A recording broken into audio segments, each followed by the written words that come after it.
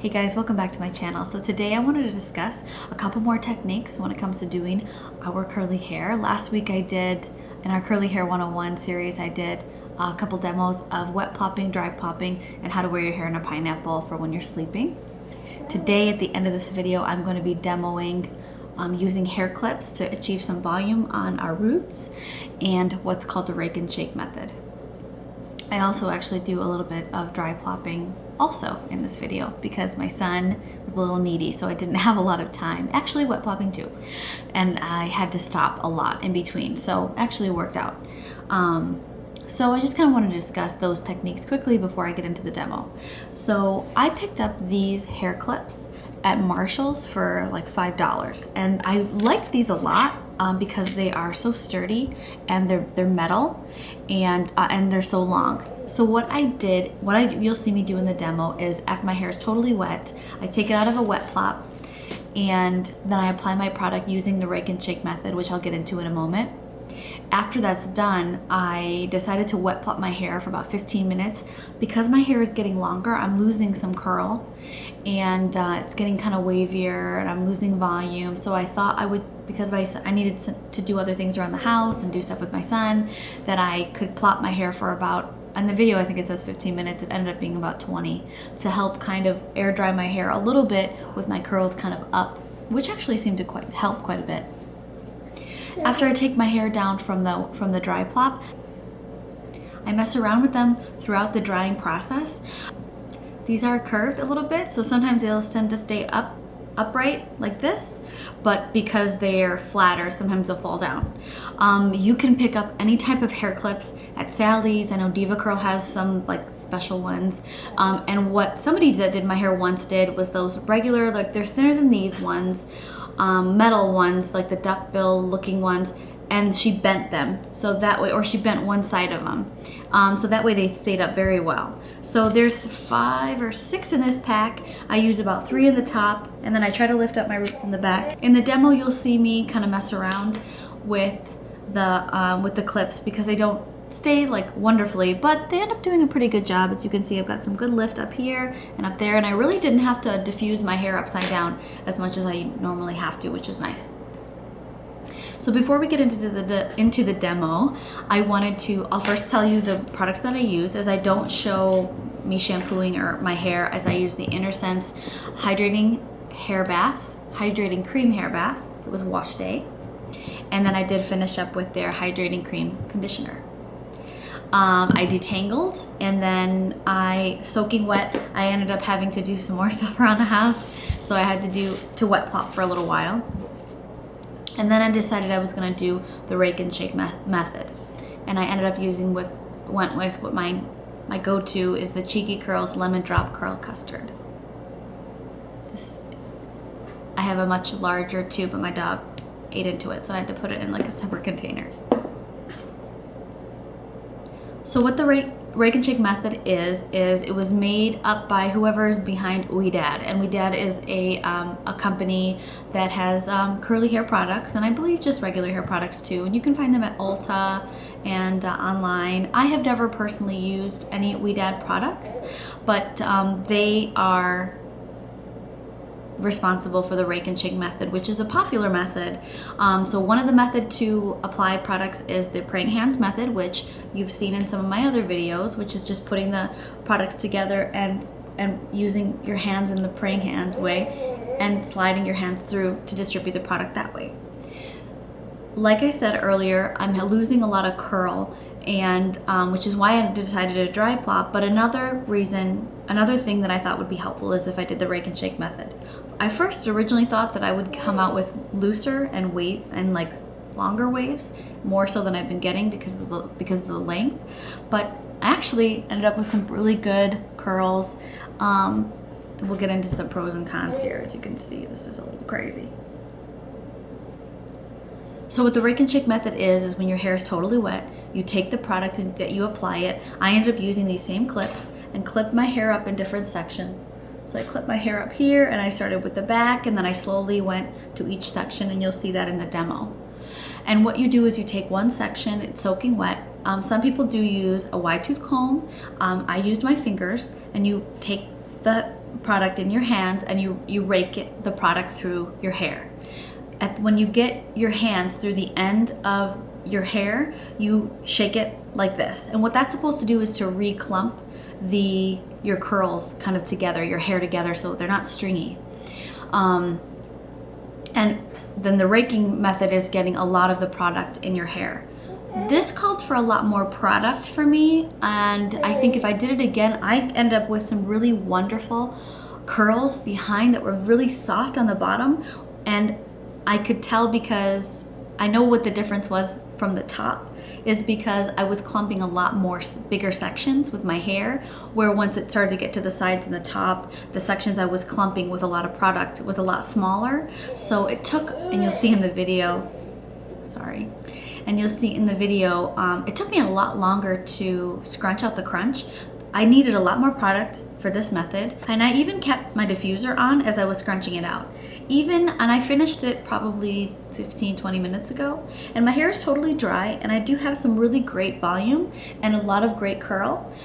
It did take a lot longer than my wash and go praying hands method out the door, but I do have better curl, better volume, and so I think when and if I do this again, I will section off bigger clumps to the side and especially to the top. I still feel like I have too much product in here, and I actually am quite liberal with the cheeky curl custard. I never really feel like there's too much. If you can see, I've got some nicely clumped big soft curls under here, and usually my hair is that way the whole way all around, but I guess you just have to be careful because you're using so much product. You need to be careful with what products you use. I think with a cream, my hair would be totally weighed down, or with a gel, it might be okay, but the custard is my go-to, and it usually doesn't weigh my hair down at all. So this actually might work out pretty well for second day hair, but I'm not too disappointed at all. Try that out, especially if you have wavy hair or curlier hair than I do. So that is the rake and shake method. You can use that with gels, custard, curl cream, really anything, and it's a different technique. The pros is I think it helps to distribute products easily throughout your hair. So the praying hands method does that too, but this is kind of the next level, I think, if you need extra hold, extra product in certain areas. And with my hair getting longer and me losing the curls and my curl pattern and my hold, this was a good method to try. Next time I'll try it differently though. The cons, you have to use more product. So that's something I don't really love a ton. I'd rather wake up with my hair kind of flatter and I have to reapply than having to go through so much product. So next time I will definitely try to use not as much, or to clump my hair larger up here, and you'll see me section off, like there's very small sections, and which was probably a mistake on my part for sure. But I think I've got really good hold. They're not as soft on the outside as I like, but I can't complain. It worked out really well, and it was worth it to show you guys what the rake and shake method actually is. If you aren't getting results with the praying hands method, I just want you to remember there's a lot of different rules when it comes to being curly girl and curly girl friendly. There's no absolute rules. No, there's not one rule that applies to everybody. Some people never use brushes and some people do. And so some people use certain products and some people don't. So try different things out, throw different techniques in different mixes, and see how your hair responds. There's not a one size fits all when it comes to curls. We definitely don't have different curls, the same curls anyway. So what might not work for me might work for you. So let me know if you try this method out, if this helps your hair and at all. And now you will see the demo of the clips, dry plopping, wet plopping, not really dry plopping, the end of it, and the rake and shake method. Enjoy. So here we start off in the wet plop. My hair is fully shampooed and conditioned. I'm taking those same metal clips I talked about earlier in the video, and I'm sectioning off my hair.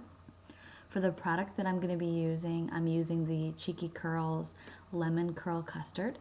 I use enough to get a good slip through my fingers, and I'm going to obviously raking the product through. When I get to the end, I shake it, and then I clump, and then I re-scrunch the curls. raking it through, shaking, and then scrunching up. A little bit more product, raking it through, shaking it to reclump the curls together, and then I scrunch it up. I sectioned this part off in about 4 sections, which was pretty good. That was the best area of my hair that turned out pretty well. Now I'm taking from the sides, same method, really raking it through. And you can see for some people, you see when their hair is wet, they still have some good curl. And when I rake it through, I really lose all of my curl and it turns more to a wave. So I really kind of thought I would come out with looser curls. So same thing here, raking it through, shaking, and scrunching. And I just speed up the rest of the process here because you've kind of seen the gist of it. Though just take note of everything after that first initial grouping of hair. All this section is much too small. I've done it 2 times since, this exact same method. It took me not nearly as long. I didn't use as much product, and I grabbed much bigger sections of hair when I was raking through. I think this last time, this top section, I maybe had 2 or 3 sections of hair where you can see I'm already on the third or fourth section, which required much too much product, which later in the video you'll see what took a very long time to scrunch out and to dry. Because I really thought that my hair would have the longer, looser curls with this method is why I decided to dry plop. So I dry plopped for about 20 to 25 minutes, which was helpful as I had other things to do. And of course I left out that little piece. So after 20 to 25 minutes, I take my hair out of the dry plop, and you can see I've got some okay curl definition. My hair is still very wet, and I take these clips and I clip my hair together in the sections that I know generally for me they fall apart. So that's to help really with the volume and the lift at my roots that I really lose when I have longer hair, especially. So it gets a little tricky with these like bang type sections in the front, but I do it in the back to make it even and to kind of seem more natural, and you can see there I use about 5. It takes some playing around with, and I did this a few times throughout the drying process also. Then I decided to diffuse, and so as you've seen in my other videos, I diffuse like normal. I go through. I really don't have to put my hair upside down as I usually do to help with the volume on my hair. But this was nice because the curls kind of lend for easier drying for my roots. Part of the way through, I go in and I readjust the clips so that they're not adding other sections that I don't like, and then it's giving more natural of a lift also. When my hair is about 90% dry, I took the clips out. And now you can see I'm touching my hair a lot. And my hair is totally dry now at this point, but because I have so much product in my hair, I diffused and I scrunched it out, and I did this for quite some time.